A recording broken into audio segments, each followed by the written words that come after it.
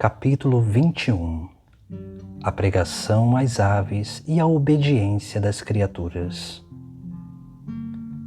Nesse meio tempo, como foi dito, enquanto muitos se juntavam aos irmãos, o Beatíssimo Pai Francisco percorria o Vale de Espoleto.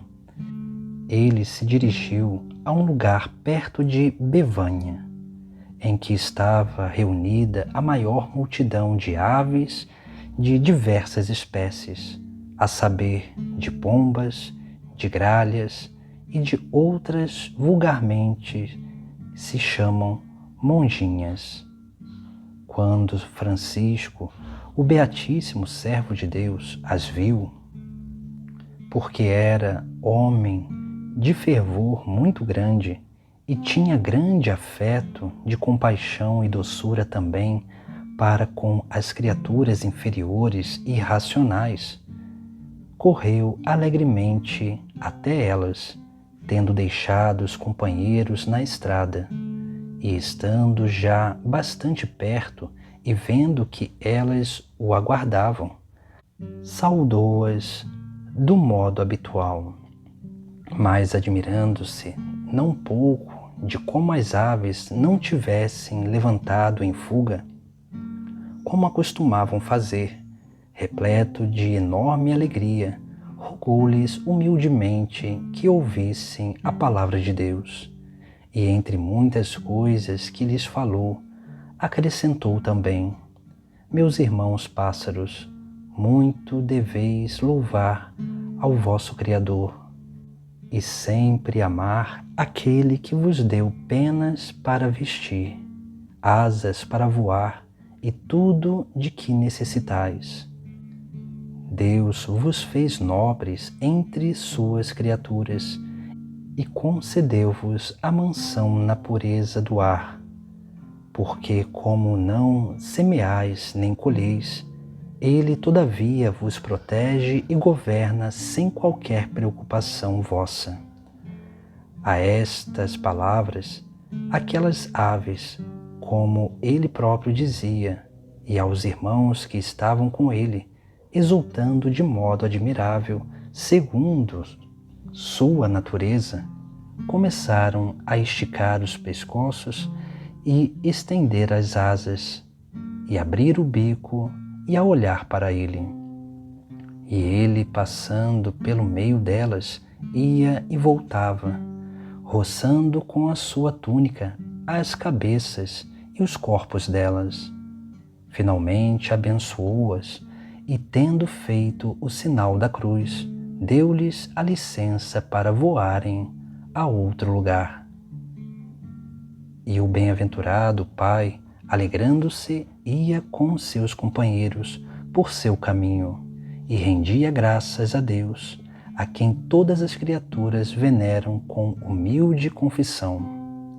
Como ele já fosse simples pela graça, não pela natureza, começou a acusar-se de negligência, porque antes não havia pregado às aves, já que elas ouviram a palavra de Deus com tanta reverência. E assim aconteceu que a partir daquele dia, solícito, ele exortava todos os pássaros, todos os animais e todos os répteis, e também as criaturas insensíveis ao louvor e amor do Criador, porque a cada dia, tendo invocado o nome do Salvador, conhecia por própria experiência a obediência delas. Num certo dia, pois, como tivesse chegado à aldeia de Alviano para pregar a palavra de Deus, subindo no lugar mais alto para ser visto por todos, começou por pedir silêncio.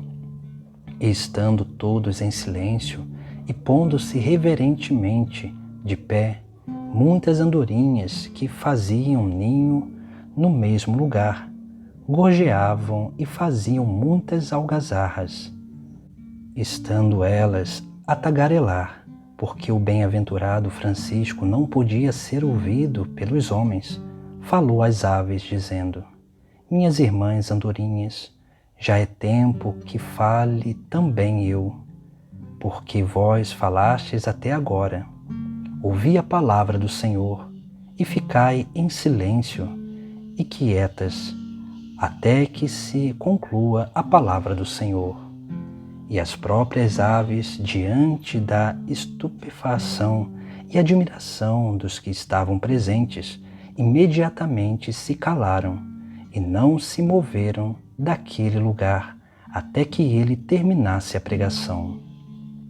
Aqueles homens, portanto, ao verem este milagre, ficaram repletos da maior admiração, dizendo: verdadeiramente, este homem é santo e amigo do Altíssimo. E corriam com maior devoção para, pelo menos, tocar as vestes dele, louvando e bendizendo a Deus. E é certamente admirável que as próprias criaturas irracionais conhecessem o afeto de piedade e pressentisse o terno amor dele para com elas. Numa ocasião, quando morava perto da aldeia de Grétio, uma pequena lebre, capturada numa armadilha, foi levada viva por um irmão até ele. Vendo-a, o beatíssimo homem, movido por compaixão, disse: Irmã lebre, venha a mim, porque permitiste ser capturada. E imediatamente, solta pelo irmão que a detinha, procurou refúgio junto ao santo, e sem que ninguém a obrigasse, descansou no regaço dele, como em um lugar seguríssimo. E depois que ela descansou ali um pouco, o Santo Pai, afagando-na com afeto materno, despediu-a para que voltasse livre ao bosque. Ela, porém, muitas vezes colocada no chão, recorria ao regaço do santo. Finalmente, ele mandou que ela fosse levada pelos irmãos ao bosque, que era distante. Algo semelhante aconteceu com relação a um coelho, que é um animal não muito doméstico, quando ele estava na ilha do lago de Pedruja.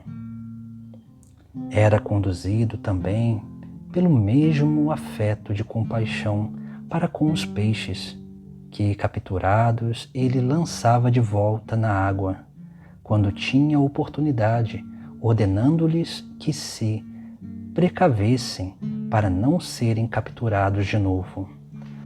Numa ocasião, como estivesse num barco perto de um porto, no lago de Riete, um pescador, capturando um peixe grande, que vulgarmente se chama tenca, ofereceu-lhe com devoção.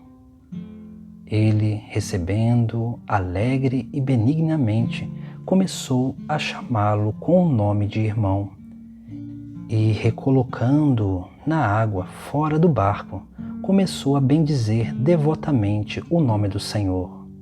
E assim, por algum tempo, enquanto continuava em oração, o dito peixe brincava na água perto do barco, não se retirava do lugar em que ele o colocara, até que, terminada a oração, o Santo de Deus lhe desse a licença de retirar-se. E assim o glorioso Pai Francisco, percorrendo o caminho da obediência e abraçando perfeitamente o jugo da submissão a Deus, conseguiu grande dignidade diante de Deus na obediência das criaturas. Pois, numa ocasião, até a água se lhe transformou em vinho, quando enfrentava a gravíssima doença no eremitério de Santo Urbano. Ao degustá-la, convalesceu-se com tanta facilidade que todos acreditavam que fosse um milagre, como de fato o era. E é verdadeiramente santo aquele a quem as criaturas obedecem desta maneira e a cujo aceno os próprios elementos passam para outras utilidades.